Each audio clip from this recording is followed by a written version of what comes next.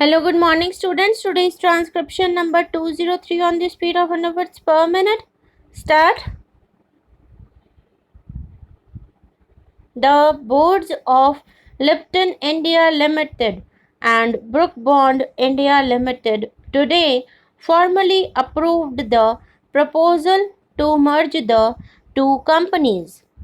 Steps will now be taken to complete the legal and procedural formalities and to obtain the approval of the shareholders of both the companies and the High Court of Calcutta.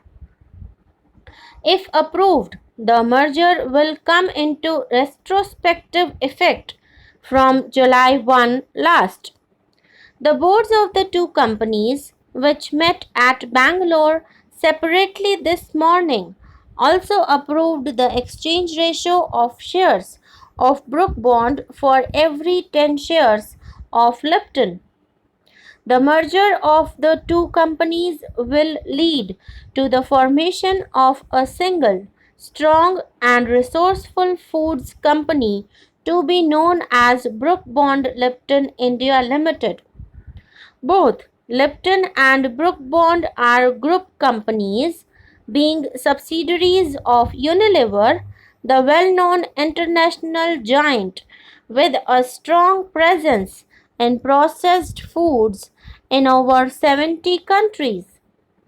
The merger will facilitate utilization of synergies in key business areas such as finance, R&D, marketing and distribution, besides the availability of trained manpower for future growth and diversification.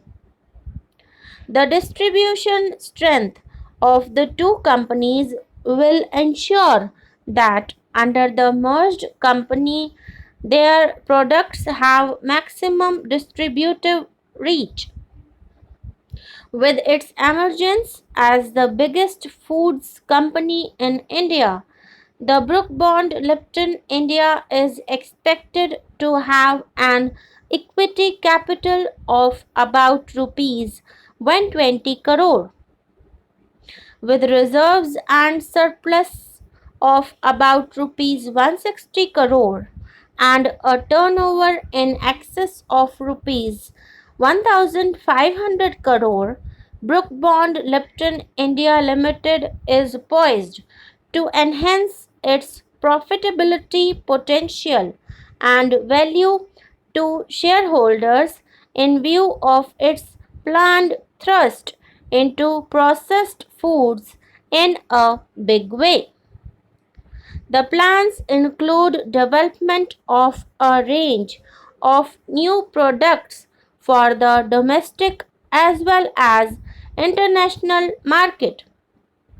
The two companies are well established in packet teas, but their combined share of the tea market in the country will be barely 25%, as loose tea continues to dominate with a share of over 66%.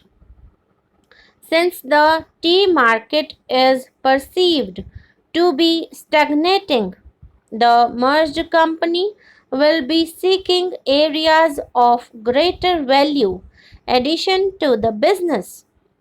These include tea bags and instant tea, both of which are capital intensive.